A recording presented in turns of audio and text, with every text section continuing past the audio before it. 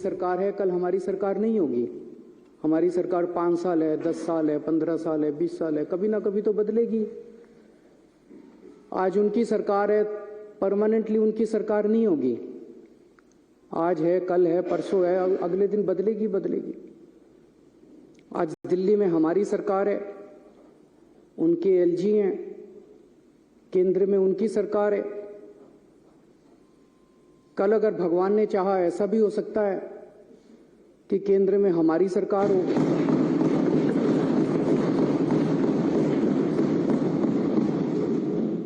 दिल्ली में हमारे एलजी हों, और हो सकता है दिल्ली में हमारी हो, कांग्रेस की हो, बीजेपी की हो, किसी और की सरकार हो। हम ये सुनिश्चित करेंगे कि हमारा एलजी इस तरह से तंग नहीं करेगा उस टाइप का जो भी सरकार होगी। हम चुनी हुई सरकार की इज्जत करते हैं, हम लोगों की इज्जत करते हैं, लोगों के मत की इज्जत करते हैं, लोगों के वोट की इज्जत करते हैं, जनतंत्र की इज्जत करते हैं, हम संविधान की इज्जत करते हैं। दिल्ली में 2 करोड़ लोग रहते हैं। मैंने हमेशा कहा है कि ये 2 करोड़ लोग एक परिवार हैं। हमने हमेशा इसको एक परिवार माना है। इस परिवार में लोगों के जब भी कोई सुख दुख होते हैं, हम हमेशा सुख दुख में काम आते हैं। इन 2 करोड़ लोगों में जो बच्चे हैं, इनके जो बच्चे हैं, वो मेरे बच्चे हैं।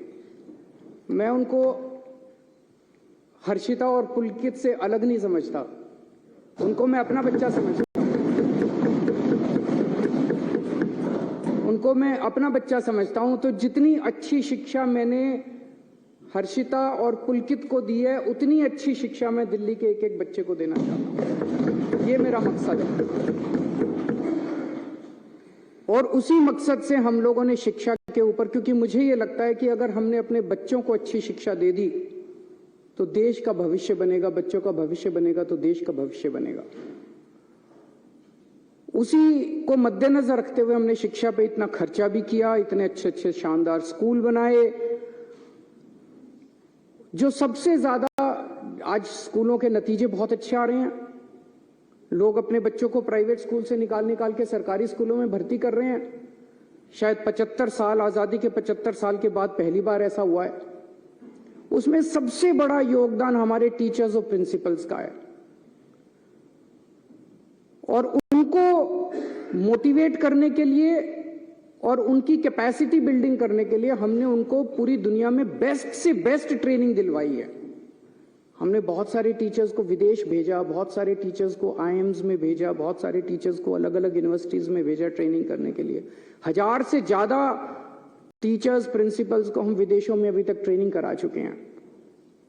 अब 30 टीचर्स और प्रिंसिपल्स को फिनलैंड जाना था ट्रेनिंग करने के लिए। वैसे तो हमारी चुनी हुई सरकार है, मैं मुख्यमंत्री हूं, ये शिक्षा मंत्री हैं। मुख्यमंत्री ने, शिक्षा मंत्री ने कह दिया भाई टीचर फिनलैंड जाएंगे ट्रेनिंग के लिए, तो बस ये फाइनल होना चाहिए। यही तो जनतंत्र है। और जनतंत्र क्या है? अगर मुख्यमंत्री ने और शिक्षा मंत्री ने कह दिया भाई मैं अपने टीचर्स को फिनलैंड ट्रेनिंग कराने जाऊंगा, भेजना चाहता हूं, बस यहां खत्म हो जानी चाहिए थी बात। लेकिन यहां अजीब जनतंत्र है। सारी फाइलें एलजी साहब के पास जाती हैं, सारी फाइलें एलजी साहब के पास जाती हैं। एलजी साहब ने एक बार नहीं, 2 बार ऑब्जेक्शन लगा के फाइल के ऊपर भेजा। अभी मैं पढ़ के सुनाऊंगा थोड़ी देर में। 2 बार ऑब्जेक्शन लगा के भेजा। तो जब बार बार ऑब्जेक्शन लगाया जाता है, एलजी साहब कह रहे हैं ना कि मैंने तो मना थोड़ी किया। जब 2 बार ऑब्जेक्शन लगाया, अब तीसरी बार भेजेंगे तो फिर ऑब्जेक्शन लगाएंगे, तो इसका मतलब आपकी नीयत खराब है। एक बाबू क्या करता है? आप अपना लाइसेंस बनाने जाते हो, लाइसेंस बनाने वाला मना थोड़ी करता है, वो ऑब्जेक्शन पे ऑब्जेक्शन, ऑब्जेक्शन पे ऑब्जेक्शन। फिर आप दलाल को पकड़ते हो। वो दलाल कहता है इतने पैसे दे दो, बाबू को अंदर पैसे दे दूंगा और वो अब फाइल क्लियर कर देगा। तो ये बार बार जो ऑब्जेक्शन लगाए जा रहे हैं, इसीलिए तो लगाए जा रहे हैं, नीयत खराब है। फिनलैंड टीचर्स को भेजने नहीं देना चाहते। आज मैं ये लेके आया हूं महोदय, बीजेपी वालों के कितने एमपीज ऐसे हैं, ये पूरी लिस्ट है, जो खुद विदेशों में पढ़ के आए हैं। इनकी कभी इनके मां बाप ने कॉस्ट बेनिफिट एनालिसिस करी? कितने एमपी ऐसे हैं जो खुद विदेशों में पढ़ के आए हैं? इनके कितने एमएलए ऐसे हैं जो खुद विदेशों में पढ़ के आए हैं? कभी इनके माँ बाप ने कॉस्ट बेनिफिट एनालिसिस करी? ये बच्चे हैं कैबिनेट मिनिस्टर्स के, बीजेपी वालों के बच्चे, जिन के बच्चे अभी विदेशों में पढ़ रहे हैं। मेरे को इससे कोई एतराज नहीं है, मैं किसी की शिक्षा के खिलाफ नहीं हूं। बीजेपी वाले, कांग्रेस वाले, आम आदमी पार्टी वाले, जिसको भगवान ने अच्छा दिया जिंदगी में, वो अपने बच्चों को भेजे, जरूर भेजे। अच्छी से अच्छी शिक्षा सबके बच्चों को मिलनी चाहिए।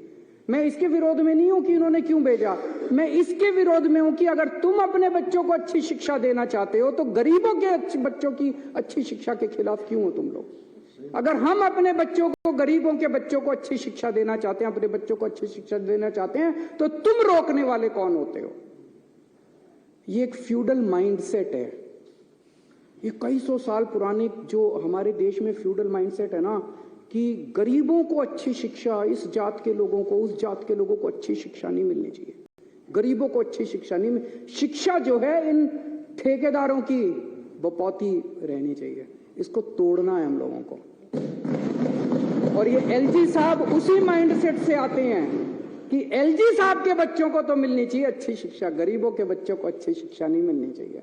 इस माइंडसेट को तोड़ना है अपने को, पूरे देश को तोड़ना है। आजादी मिल गई, लेकिन ये माइंडसेट अभी भी है कि गरीबों के, इस जात के, उस जात के बच्चों को अच्छी शिक्षा नहीं लेने देंगे।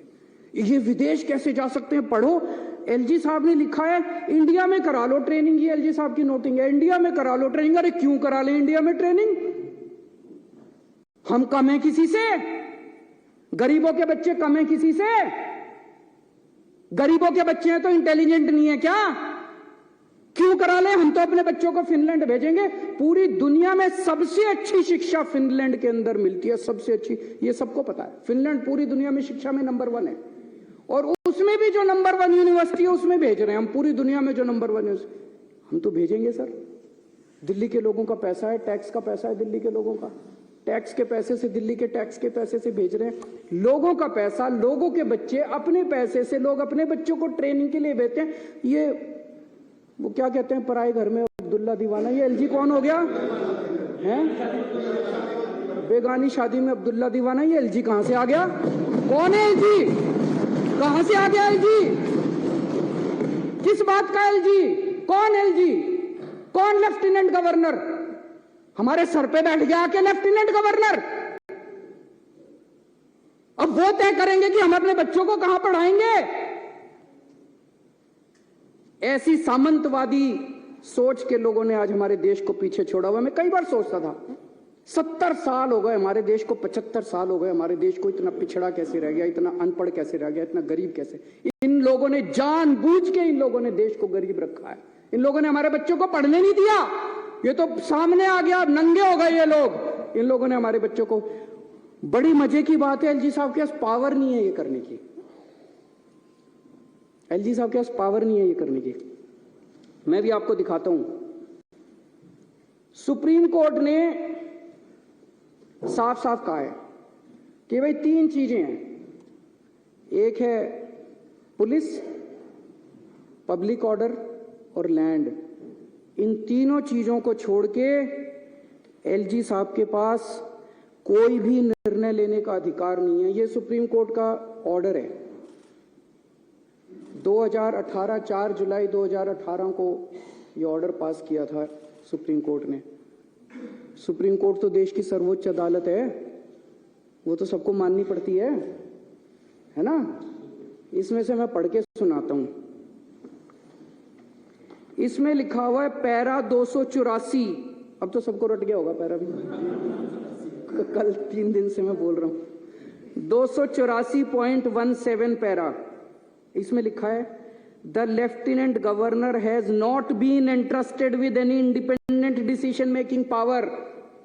इसकी हिंदी क्या हुई? लेफ्टिनेंट गवर्नर, दिल्ली के लेफ्टिनेंट गवर्नर को स्वतंत्र रूप से कोई भी निर्णय लेने का अधिकार नहीं है। ये सुप्रीम कोर्ट कह रहा है। सुप्रीम कोर्ट को पता था एक बार लिखने से नहीं मानेगा एलजी। उन्होंने 2 बार लिखा।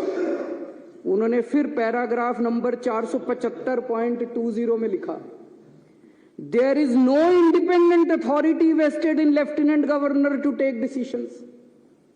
अब इससे फालतू बेचारा सुप्रीम कोर्ट भी क्या करेगा? सुप्रीम कोर्ट ने साफ साफ लिखा है भाई एलजी साहब के पास डिसीजन लेने की पावर नहीं है। मैं जब एलजी साहब से मिलने गया अभी 3 दिन पहले, तो मैंने ये पढ़ के सुनाया उनको। मैंने कहा सर सुप्रीम कोर्ट ये कह रहा है। कहते हैं हाँ सुप्रीम कोर्ट की अपनी राय हो सकती है। सर का आदेश कानून है इस देश का, सुप्रीम कोर्ट का आदेश बाइंडिंग है इस देश के ऊपर, इस देश के हर नागरिक के ऊपर। बोले नहीं मैं बोले संविधान में लिखा है कि एलजी एडमिनिस्ट्रेटर है, एडमिनिस्ट्रेटर का मतलब शासक होता है, तो मेरे पास सुप्रीम पावर्स है, मैं कुछ भी कर सकता हूं। इसके बाद में क्या कहता, फिर उन्होंने कहा कि मैंने मना थोड़ी किया है। मैंने कहा जी 2 बार आपने वापस भेज दी फाइल, 2 बार आपने लिखा, क्या लिखा? पहली बार लिखते हैं मुझे ये बताया जाए कि क्या डीओपीटी की गाइडलाइंस का पालन किया गया, ये जिस यूनिवर्सिटी में भेज रहे हो इस यूनिवर्सिटी ने और कौन कौन से कार्यक्रम कराए, इससे क्या ऑब्जेक्टिव हासिल होगा। अरे मैं मुख्यमंत्री हूं, मैंने देख लिया यार सारा। मैंने एलजी साहब को बोला, मैंने कहा सर आप मेरे हेडमास्टर थोड़ी हो, इतने तो मैं स्कूल में पढ़ाई में बहुत अच्छा था, फर्स्ट आया करता था क्लास में थ्रू आउट, पहली क्लास से लेके 12वीं क्लास तक फर्स्ट आया, यूनिवर्सिटी टॉपर था, कुरुक्षेत्र यूनिवर्सिटी में टॉप किया था मैंने, पहले 6th पोजीशन थी मेरी। मेरे मास्टरों ने आज तक मेरा होमवर्क ऐसे चेक नहीं किया जैसे एलजी साहब आज मेरी फाइलें लेके बैठ जाते हैं, स्पेलिंग गलत है, हैंडराइटिंग खराब है, ये ऐसे क्यों नहीं लिखा, ये वैसे क्यों नहीं लिखा। मेरे मास्टरों ने ऐसे नहीं किया जैसे एलजी साहब मेरा होमवर्क चेक करते हैं। मैं चुना हुआ मुख्यमंत्री हूं, दिल्ली के 2 करोड़ लोगों ने मेरे को चुन के भेजा है। आप कौन है?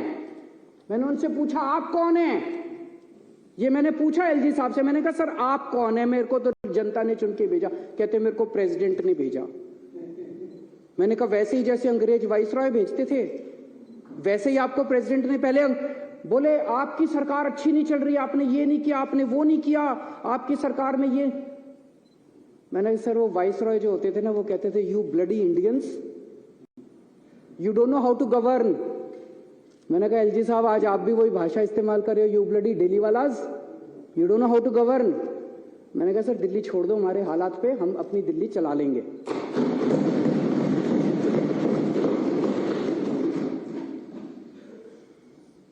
कहते हैं कॉस्ट बेनिफिट एनालिसिस कराओ। मैंने एलजी साहब से पूछा सर मेरे को वो धारा बता दो संविधान की, मैं सारे सर ये जो आज मैं लेके आया हूं ना, ये सब लेके गया था मैं एलजी साहब के पास, ये सारी चीजें लेके गया था। मैंने कहा सर ये आपके सामने रखी है, अब मेरे को इसमें दिखा दो आपको कॉस्ट बेनिफिट एनालिसिस ऑर्डर करने की पावर किस कानून के तहत है, कौन सा कानून सुप्रीम कोर्ट का आदेश आपको ये पावर देता है कि आप दिल्ली सरकार के किसी काम की कॉस्ट बेनिफिट। मैं कराऊंगा, मेरे को जनता ने कहा है मैं कॉस्ट बेनिफिट एनालिसिस कराऊंगा। ये सदन है, ये सदन कराएगा, इसकी कमेटियां कराएगी, ये कमेटियां कराती है, ये सौरभ मेरे को बताता है, राजेश बताता है, सोमनाथ, ये सारे बताते हैं, ये कॉस्ट बेनिफिट एनालिसिस ये लोग कराएंगे। आप कौन होते हो कॉस्ट बेनिफिट एनालिसिस कराने वाले? दिल्ली के अंदर चुनाव हार गए और उसके बाद अब कॉस्ट बेनिफिट एनालिसिस, आपके पास तो पावर नहीं है। मैंने उनसे पूछा, उनके पास कोई जवाब नहीं था। फिर मैंने उनसे पूछा, मैंने कहा सर ये 10 एल्डरमैन कैसे बना दिया आपने? ये तो आपके पास पावर नहीं है, तो ट्रांसफर्ड सब्जेक्ट है, एमसीडी एक्ट तो ट्रांसफर्ड सब्जेक्ट है, आपने 10 एल्डरमैन कैसे बना दिए? बोले उस कानून में लिखा है एडमिनिस्ट्रेटर शैल अपॉइंट 10 एल्डरमैन। तो मैंने उनको ये एक और दूसरा ऑर्डर दिखाया सुप्रीम कोर्ट का, ये 2019 में आया था सुप्रीम कोर्ट में। इसमें लिखा है कि जहां एडमिनिस्ट्रेटर लिखा होगा वहां भी मंत्रियों की चलेगी, वहां भी मुख्यमंत्री की चलेगी, ये लिखा हुआ है। ये सुप्रीम कोर्ट का आदेश मैंने उनको दिखाया। मैंने कहा सर ये लिखा हुआ है कि एडमिनिस्ट्रेटर लिखा है तब भी हमारी चलेगी, आपकी नहीं चलेगी। तो वो तो सुप्रीम कोर्ट को मानते ही नहीं, वो तो कहते हैं सुप्रीम कोर्ट की तो राय है। उसके बाद एक हाई कोर्ट का ऑर्डर है, वो भी मैं लेके गया था। और कुछ हो ना हो, एलजी साहब ने मेरे को वकील तो अच्छा बना दिया। ये 1998 का जजमेंट है ओपी पावा, इसमें साफ साफ लिखा है, मोटर व्हीकल्स एक्ट में डेफिनेशन है lieutenant governor, government of Delhi means lieutenant governor. इसमें लिखा है सारी पावर दिल्ली सरकार की होगी, सारी पावर मुख्यमंत्री की होगी। तो अगर एडमिनिस्ट्रेटर भी लिखा है, लेफ्टिनेंट गवर्नर भी लिखा है, तब भी सारी पावर दिल्ली सरकार की है, एलजी साहब की पावर नहीं है। ये सारा मैंने उनको बताया, पर वो तो माने ही नहीं। वो तो बोले कि मैं एडमिनिस्ट्रेटर हूं। फिर मैंने कहा सर आप आजकल रोज चीफ सेक्रेटरी को ऑर्डर दे देते हो, मतलब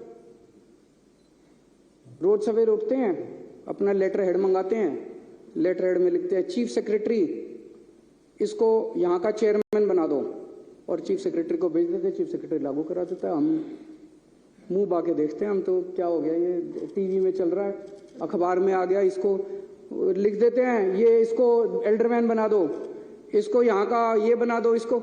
ये चल क्या रहा है? मैंने एलजी साहब से पूछा, मैंने कि चीफ सेक्रेटरी को सीधे ऑर्डर कैसे देते हो? मुख्यमंत्री मंत्री इनके थ्रू फाइलें क्यों नहीं जाती? सीधे चीफ सेक्रेटरी को ऑर्डर दे देते हो आप किसी भी सब्जेक्ट के ऊपर। बोले मैं शासक हूं, मैं एडमिनिस्ट्रेटर हूं, मैं कोई भी ऑर्डर दे सकता हूं, किसी को भी ऑर्डर दे सकता हूं।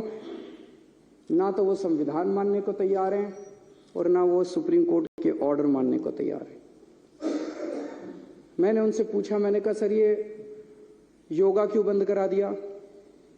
मोहल्ला क्लिनिक के अंदर चुनाव के एमसीडी चुनाव के नतीजे 7 तारीख को आए थे, उसके 2 महीने पहले से सारे डॉक्टरों की तनख्वाह बंद करा दी, सारे मोहल्ला क्लिनिक के रेंट बंद करा दिए, सारे मोहल्ला क्लिनिक की बिजली बंद करा दी, बिजली के बिल पेमेंट बंद करा दी, सारे टेस्ट बंद करा दिए। मैंने कहा सर ये क्यों करा दिया?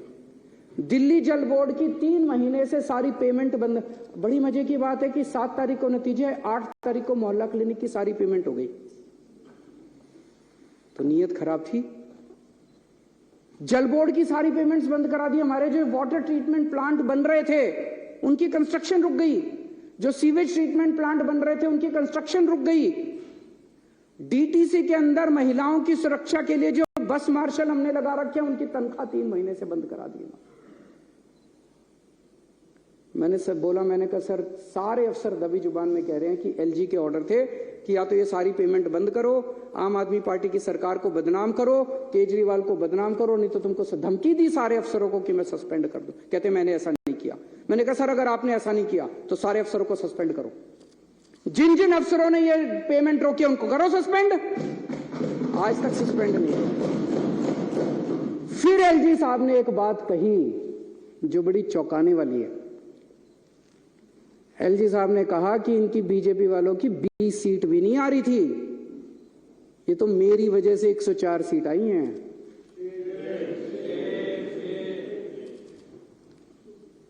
ये तो मेरी वजह से 104 सीट आई हैं, तो इसका मतलब जानबूझ के सारी पेमेंटें रुकवाई थी। बोले अब देखना तुम्हारी 7 की 7 सीट लोकसभा में बीजेपी की आएंगी और अगली बार तुमको मैं चुनाव नहीं जीतने दूंगा विधानसभा का। एलजी साहब मुख्यमंत्री को खुलेआम धमकी देते हैं कि अगला विधानसभा, वो यहां पे लेफ्टिनेंट गवर्नर दिल्ली को चलाने थोड़ी आए हैं, दिल्ली को ठप करके केजरीवाल को और आम आदमी पार्टी को बदनाम करने आए। हम राजनीति करने नहीं आए सर, हम यहां राजनीति करने नहीं आए, हम लोगों की सेवा करने आए हैं। चुनाव जीते ना जीते हैं, राजनीति लगी रहती है, चुनाव आते जाते रहते हैं। देश जरूरी है, लोग जरूरी है, लोगों की जिंदगी जरूरी है। लोगों को इतनी प्रताड़ना करके, लोगों के मोहल्ला क्लिनिक बंद करा के, लोगों के पानी बंद करा के, लोगों की बिजली बंद करा के अगर आप चुनाव जीतना चाहते हो, चुनाव आपको मुबारक। हम लोगों की सेवा करेंगे, हम आपकी तरह नहीं गिर सकते, हम आपकी तरह इतनी गंदी हरकतें नहीं कर सकते। एक प्रश्न ये उठता है कि अगर चुनी हुई सरकार की कोई पावर ही नहीं है तो इस देश की आजादी की लड़ाई क्यों लड़ी थी? हमारे लोगों ने इसलिए थोड़ी लड़ी थी कि एक वाइसरॉय जाएगा और एक लेफ्टिनेंट गवर्नर आके बैठ जाएगा, इसलिए तो आजादी की लड़ाई नहीं लड़ी थी। तो अध्यक्ष महोदय, अपने देश की आजादी को बरकरार, हम तो सारे आंदोलन से निकले हुए लोग हैं, आजादी को बरकरार रखने के लिए, जनतंत्र को मजबूत करने के लिए, संविधान को मजबूत करने के लिए हमें जो भी कुर्बानी देनी पड़ेगी हम सारे मिलकर वो कुर्बानी देंगे। लेकिन जनतंत्र को और देश की आजादी को इस तरह से हम खराब बिल्कुल नहीं होने देंगे। ये जो सौरव का प्रस्ताव है, मैं इस प्रस्ताव का पूरी तरह से समर्थन करता हूं।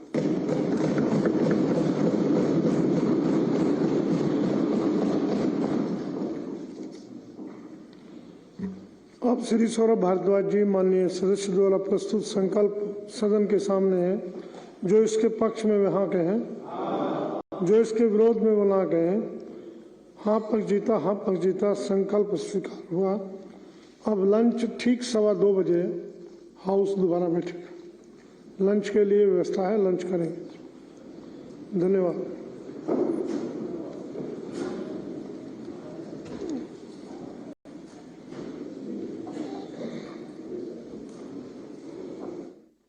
Okay, though you have Arvind